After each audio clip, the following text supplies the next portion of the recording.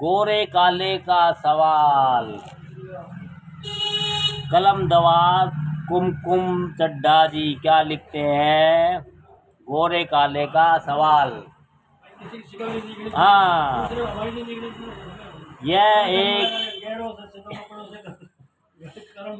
यह एक Facebook post थी कि मासूम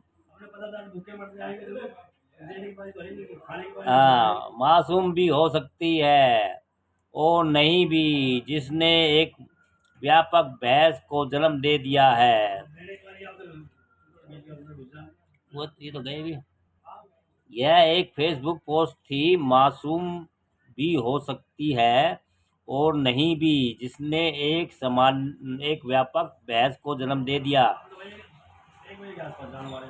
इस बहस में रंग भेद जैसे कम प्रचलित शब्द को फिर से जबान पर ला दिया है, जो सदियों पुराने उस पूर्वाग्रह का आधुनिक रूप है जिससे विशेष रूप से महिलाएं पीड़ित रही हैं। इस उपमहाद्वीप में पुरुषों से कहीं अधिक यह सच है कि रंग भेद एक अभिशाप की तरह महिलाओं को पुरुषों की तुलना में कहीं अधिक प्रभावित करता है।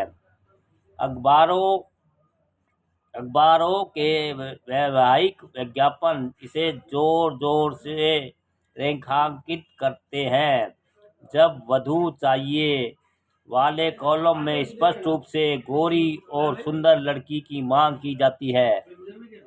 धर्म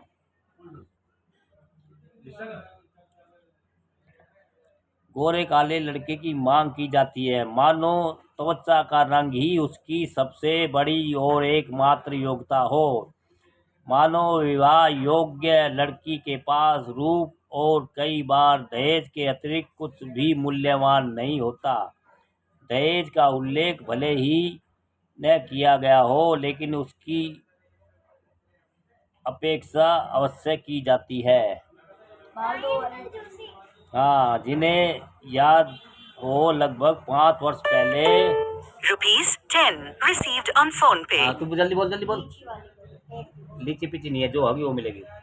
अभी मैंगो है, जब लीची होती है तो मैंगो मांगते हैं, जब मैंगो होती है वो मांगते हैं।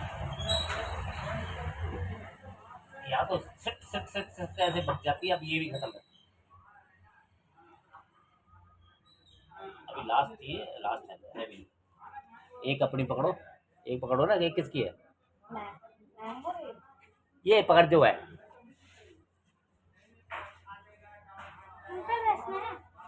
रसना बेटा यही है, एक वाला, और तो कोई नहीं है। और रसना नहीं है हमारे पास। एक वाला है, दो वाला है, वो ऊपर लटका हुआ है। हाँ तो बस, कौन सा चाहिए आपको? कितने वाला चाहिए? ₹2 वाला। वो है, वो क्या कहते हैं, रूह अफ़ज़ा टाइप का। रसना नहीं है। जूसी भी नहीं है। कितनी चाहिए? नहीं है, एक पड़ी है सद। नहीं है। अरे नहीं है बेटा, मैंने देखनी है। मैंने क्या घर में रखनी है? मैंने देख ली ना, नहीं है। नजर मार ली। अभी तो इसको लड़की को दिए थे, कहाँ बहुत सारी हो जाएगी तेरी तो। मैंने ध्यान नहीं दिया, मैं समझा खत्म होगी। ये लास्ट पीस था ना आप। अरे बेटा, दूर जाएगी तो नुकसान देगा ना। मैंने तो फेंकनी होती है, पत्नी का नहीं करना। मैंने रखाई हो गए।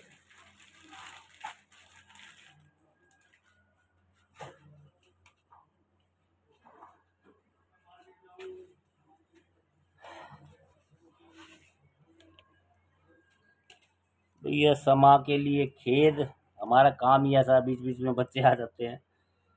यस, हाँ चल देंगे। जिन्हें याद हो लगभग 5 वर्ष पहले।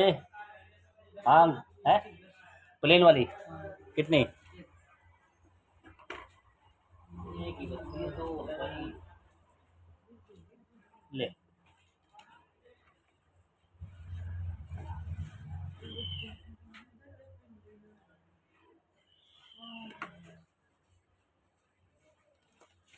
क्या करे।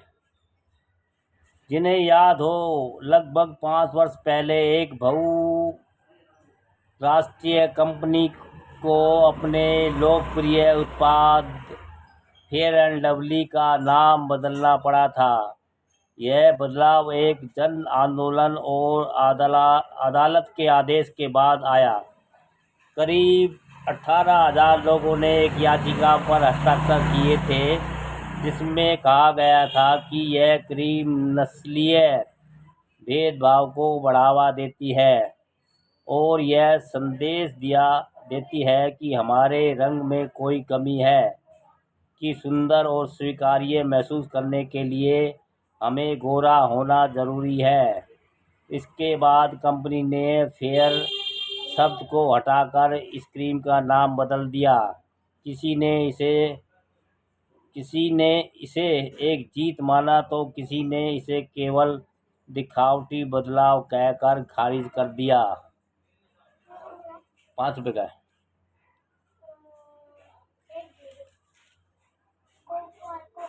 नहीं है, जो है वो देख, है उसमें कोका कोला। हाँ तो फिर जो है नहीं तो वो कहाँ से दूंगा भाई।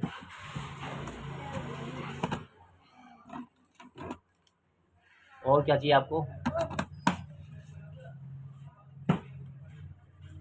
बोलो। ये भी 5 का है, एक चिकदम है लेकिन है, यही दे दूँ। लीजिए भैया। अरे भाई, अरे भाई, अरे भाई।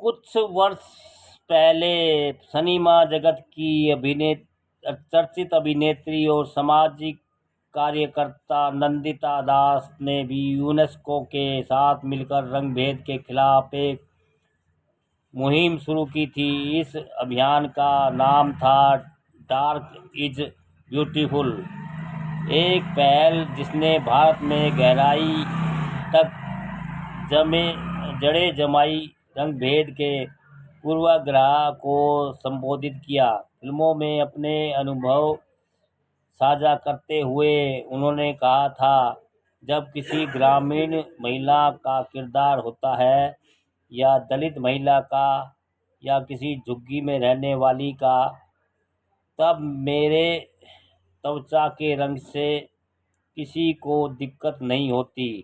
दास ने एक कार्यक्रम में कहा, लेकिन जैसे ही मुझे एक पढ़ी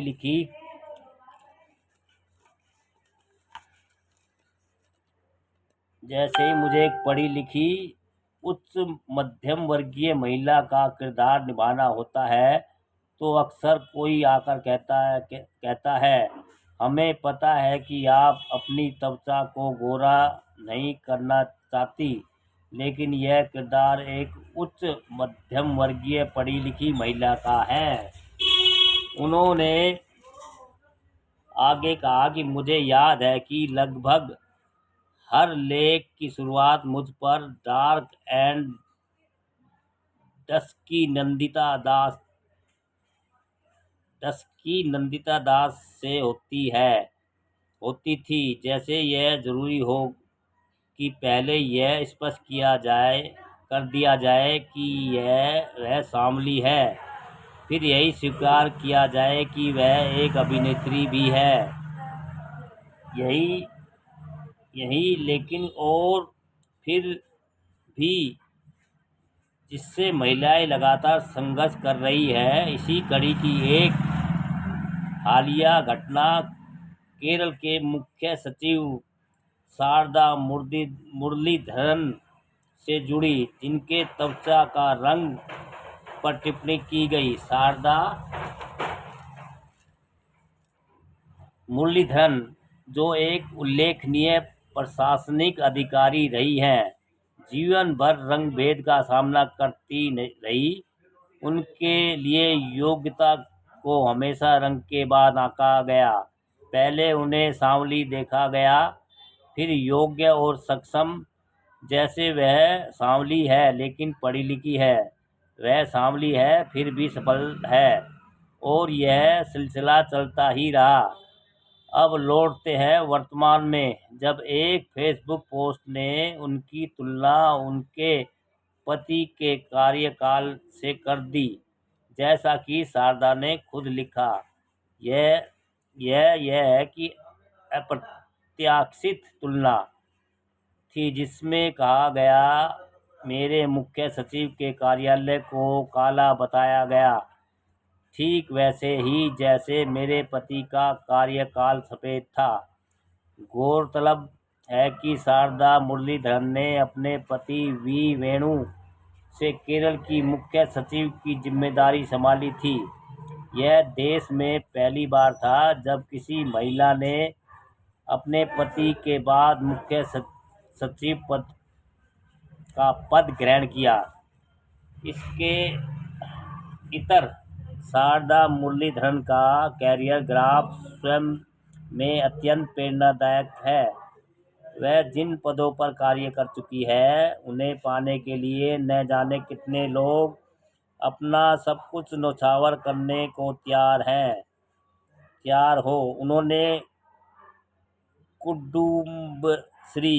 कुडुम्बश्री मिशन का नेतृत्व 6 वर्षों से भी अधिक समय तक किया। ऐसा मिशन जो महिलाओं के सशक्तिकरण और मानवाधिकार पर केंद्रित था। इसके अलावा वे राष्ट्रीय ग्रामीण आजीविका मिशन, नेशनल रूरल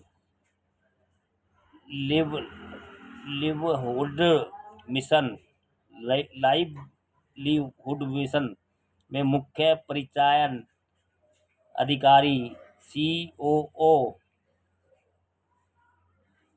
रही। पंचायती राज्य मंत्रालय में संयुक्त सचिव और तिरुवनंतपुरम की जिलाधिकारी जैसे कई महत्वपूर्ण पद पर अपनी प्रभावशाली सेवा दी। शारदा को सबसे अधिक आहत उस तुलना ने नहीं किया, बल्कि इस बात ने किया कि उनके कार्यकाल को काला और उनके पति के कार्यकाल को सफेद कहा गया। वो ऐसी महिला नहीं है जो ऐसी टिप्पणियों को चुपचाप सह ले। उन्हें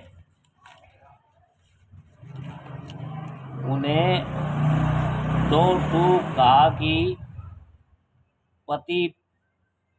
पति और पत्नी को एक निरंतरता के रूप में देखने की जो अपेक्षा है, वह हमेशा सही नहीं होती। हम दो अलग अलग व्यक्ति हैं, जिनकी कार्यशैली भी अलग अलग है। कौन सा, वो 5 वाला?